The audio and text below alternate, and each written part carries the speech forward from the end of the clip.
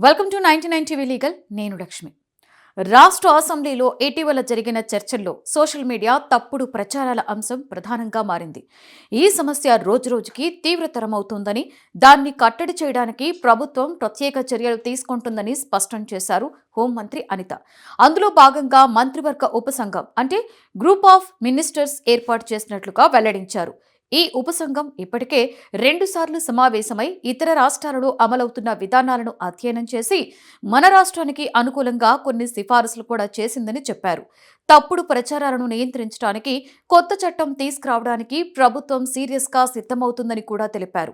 రాష్ట్రంలో ఇప్పటి వరకు 1384 సోషల్ మీడియా పోస్టులపై కేసులు నమోదు చేసి 1067 మందిని అరెస్టు చేసినట్లుగా వివరించారు. తప్పుడు ప్రచారాలంటే ఏమిటి అన్నదే ఇప్పుడు అసలు విషయం. సామాజిక మాధ్యమాలలో తప్పుడు ప్రచారాలు అంటే మిస్ ఇన్ఫర్మేషన్, డిస్ ఇన్ఫర్మేషన్ లేదంటే ఫేక్ న్యూస్ అంటే నిజం కాని సమాచారాన్ని కావాలనే పంచటం. డీప్ ఫేక్ వీడియోలు, ఎడిట్ చేసిన ఫోటోసు, వాస్తవానికి సంబంధం లేని వార్తలను నిజమని చూపించటం.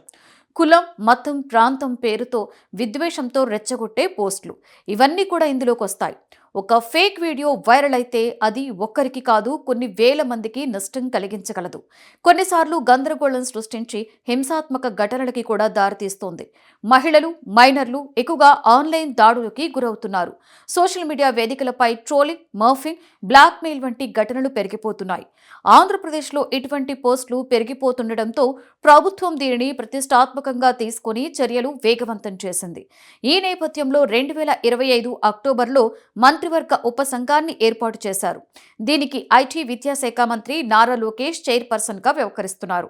సభ్యులుగా హోంమంత్రి వంగలపూడి అనితతో పాటు హెల్త్ మంత్రి Satyakumar Yadav, information and public relations మంత్రి కొలుసు పార్థసారథి, పౌర సరఫరాల శాఖ మంత్రి నాదెండ్ల మనోహర్, అలాగే సీనియర్ అధికారులు ఉన్నారు. ఈ ఉపసంఘం మొదటి సమావేశం 2026 జనవరి 28న జరిగింది.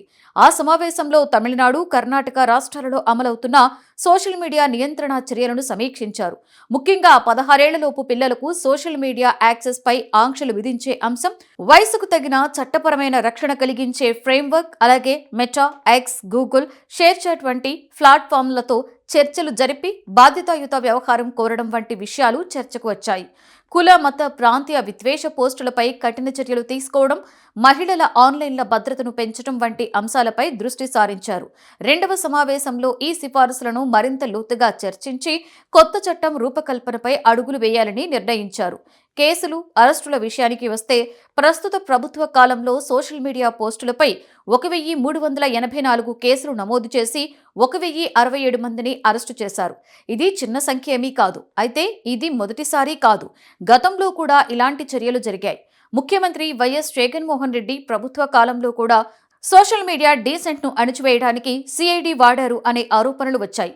2021లో Andhra Pradesh high court social media content పై టేక్ డౌన్ ఆర్డర్ ఇచ్చింది. 49 మందిపై సుమోటో కంటెంప్ట్ ప్రొసీడింగ్స్ ప్రారంభమయ్యాయి. 2022లో ఫేక్ ప్రెస్ నోట్లు, 2023లో నకిలీ ప్రభుత్వ ఉత్తర్వులు విడుదల చేసిన ఘటనపై కేసులు నమోదయ్యాయి. 2025లో ఫేక్ న్యూస్ నియంత్రణకు ప్రత్యేకమైన చట్టం అవసరమనే చర్చ మొదలైంది. ప్రస్తుతానికి డిజిటల్ అరెస్టు, స్కామ్లు, ఫేక్ లోన్ యాప్స్, ఫిషింగ్ మోసాలు వంటి అంశాలు కూడా ఉన్నాయి. ఇవన్నీ సోషల్ మీడియా ద్వారా విస్తరిస్తున్నాయి. ఇక్కడ ఒక ముఖ్యమైన అంశం ఫ్రీడమ్ ఆఫ్ ఎక్స్ప్రెషన్. భారత రాజ్యాంగం ప్రతి పౌరుడికి భావ ప్రకటన స్వేచ్ఛను కల్పించింది. అయితే అదే సమయంలో బాధ్యత కూడా అవసరం. ఒకరి స్వేచ్ఛ మరొకరి హక్కులను దెబ్బతీయకూడదు. కాబట్టి ప్రభుత్వం కఠిన చర్యలు తీసుకోవాలి అనే అవసరం ఉన్నప్పటికీ ఆ చర్యలు భావ ప్రకటన స్వేచ్ఛను అణిచివేసేలా ఉండకూడదని నిపుణులు సూచిస్తున్నారు. కొత్త చట్టం తీసుకొస్తే అది స్పష్టమైన నిర్వచనాలు, పారదర్శక విధానాలు, న్యాయపరమైన పర్యవేక్షణతో ఉండాలి. లేకపోతే దుర్వినియోగం అయ్యే ప్రమాదం ఉంటుంది. డిజిటల్ యుగంలో సోషల్ మీడియా ఒక శక్తివంతమైన సాధనం. అది మంచి పనులకు ఉపయోగపడితే సమాజానికి మేలు చేస్తుంది. కానీ దుర్వినియోగం చేస్తే గందరగోళాన్ని సృష్టిస్తుంది. అందుకే అకౌంటబిలిటీ, పారదర్శకత, టెక్నాలజీ సహకారం, ప్రజల్లో అవగాహన అన్నీ కలిసి పనిచేయాలి. ప్రభుత్వం చట్టపరమైన చర్యలు తీసుకుంటూనే ప్రజలకు డిజిటల్ లిటరసీ పెంచే కార్యక్రమాలు చేపట్టాలి. పాఠశాల స్థాయి నుంచే పిల్లలకు సోషల్ మీడియా వినియోగంపై మార్గదర్శకాలు ఇవ్వాలి. ఫేక్ న్యూస్ గుర్తించే విధానాలపై శిక్షణ ఇవ్వాలి. మొత్తానికి రాష్ట్ర ప్రభుత్వం సోషల్ మీడియా తప్పుడు ప్రచారాలను కట్టడి చేయడానికి మంత్రివర్గ ఉపసంఘం ద్వారా చట్టపరమైన మార్గం ఎంచుకుంది. కేసులు, అరెస్టులు పెరిగిన నేపథ్యంలో సమస్య తీవ్రత స్పష్టమవుతోంది. కానీ దీని అమలు పారదర్శకంగా, న్యాయపరంగా, ప్రజాస్వామ్య విలువలకు అనుగుణంగా ఉండాలి. అప్పుడు మాత్రమే డిజిటల్ సేఫ్టీ పెరిగి సమాజంలో స్థిరత్వం సాధ్యమవుతుంది.